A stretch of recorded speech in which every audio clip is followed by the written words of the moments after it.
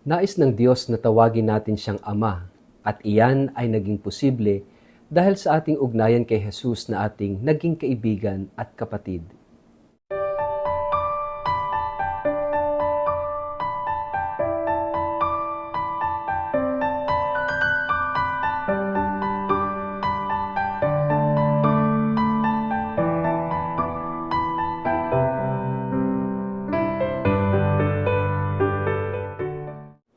Ang mabuting balita ng Panginoon ayon kay San Lucas. Minsan nanalangin si Jesus sa isang lugar. Nang siya'y matapos, sinabi ng isa sa kanyang mga alagad, "Panginoon, turuan po ninyo kaming manalangin tulad ng ginawa ni Juan sa kanyang mga alagad." Sinabi ni Jesus sa kanila, "Kung kayo'y mananalangin, sabihin ninyo, Ama, sambahin nawa ang iyong pangalan. Dumating nawa ang iyong kaharian. Bigyan mo kami ng aming pagkain sa araw-araw at patawarin mo kami sa aming mga kasalanan sapagkat pinapatawad namin ang bawat pagkakasala sa amin at huwag mo kaming hayaang matukso."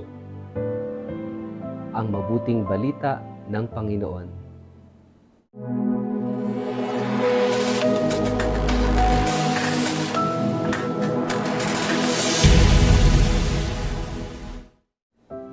Mapagpalang araw po sa inyong lahat. Kumusta po kayo?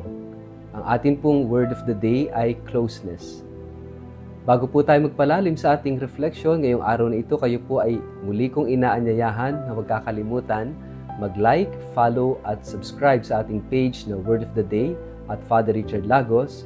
Ganun din po, paki-share ang ating video ito sa inyong kapamilya, kamag-anak, kaibigan, mga kakilala sa social media para po sama-sama tayo sa pagiging media evangelizers at online missionaries na nagpapalaganap ng salita ng Diyos sa mundo ng social media. Mga kapatid, prayer is our life. Our life should be characterized with or by prayer. Napakahalaga ng panalangin sa ating buhay, and prayer is not only about recitation of formulas. Prayer is communication, and communication is relationship. Napakahalaga na tayo ay nagdarasal. Kung tayo ay araw-araw na nakikipag-usap sa ating kapwa-tao, sa ating kapamilya, sa ating mga kaibigan, napakahalaga na tayo rin ay nakikipag-usap sa Diyos.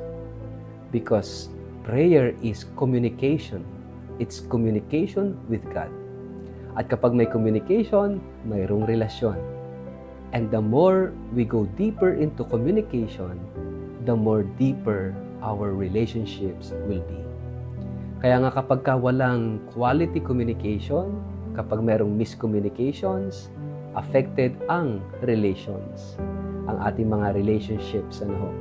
Kaya napakahalaga ng quality communication and quality prayer para magkaroon ng quality relationships. At paano natin masasabing may quality? Nandun yung tinatawag nating element of closeness. Nagiging close tayo, nagkakaroon ng intimacy.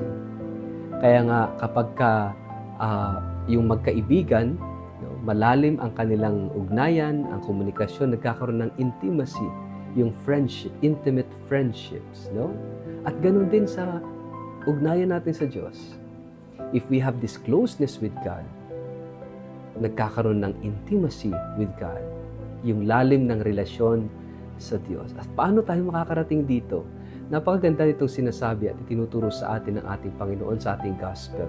Matapos manalangin ni Jesus itong kanyang mga disciples, gusto ring matuto paano magdasal si Jesus. Jesus as their leader, hindi lang siya ordinaryong leader, but He is also a spiritual leader. Kaya nga, ang tanong ng mga alagad, mga disipulo ni Jesus is, paano ba dapat kami magdasal? And Jesus taught them a very important prayer na magpahanggang ngayon ay dinadasal natin mga Katoliko. Ano yon? Ang Ama namin. And Jesus would like us to call God Father, Abba, Tatay, Papa, Daddy, Dad, kung ano pa man yung tawag ninyo sa inyong tatay. He is a Father.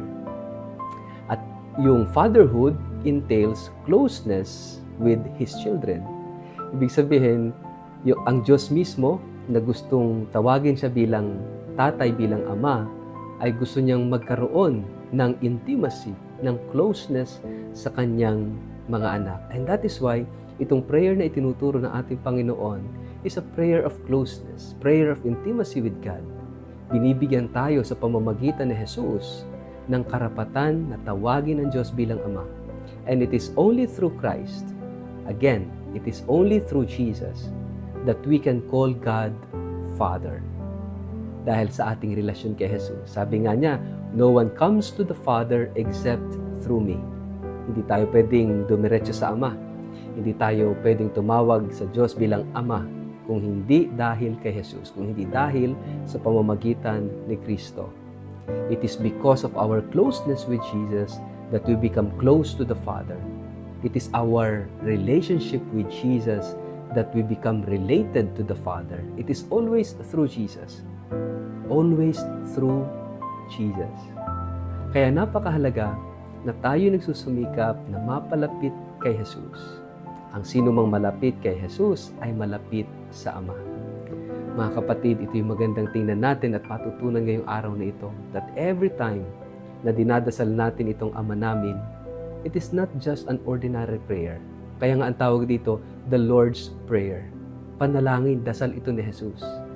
Si Jesus, yung unang-unang may karapatang magdasal nito because this is His way of relating with His Father. At kapag dinadasal natin ito, we pray with Jesus. Kaya nga, the Lord's Prayer. Not our prayer, pero binibigyan tayo ni Jesus. Dahil itinuro niya ito sa atin, ibig sabihin, inaanyayahan tayo ni Jesus, come, pray this prayer with me because I will bring you to my Father. No? Itong dasal na ito ay dasal ni Jesus na magdadala sa atin papalapit sa Ama. At napakaganda ng dasal na ito. At sana everyday we pray this anytime sa isang maghapon. No? At kahit ilang beses nating ulit-ulitin, the more we pray this prayer, the more we become close to Jesus, one with Jesus, and connected to the Father through Jesus. Kaya nga mga kapatid, siguro magandang ito ang dasalin natin ngayong oras na ito. Sa ngalan ng Ama at ng Anak at ng Espiritu Santo.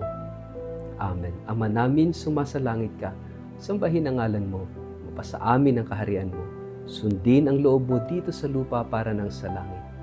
Bigyan mo kami ngayon ng aming kakanin sa araw-araw. Patawarin mo kami sa aming mga sala para ng pagpapatawad namin sa nagkakasala sa amin at huwag mo kaming ipahintulot sa tukso. Iadya mo kami sa lahat ng masama.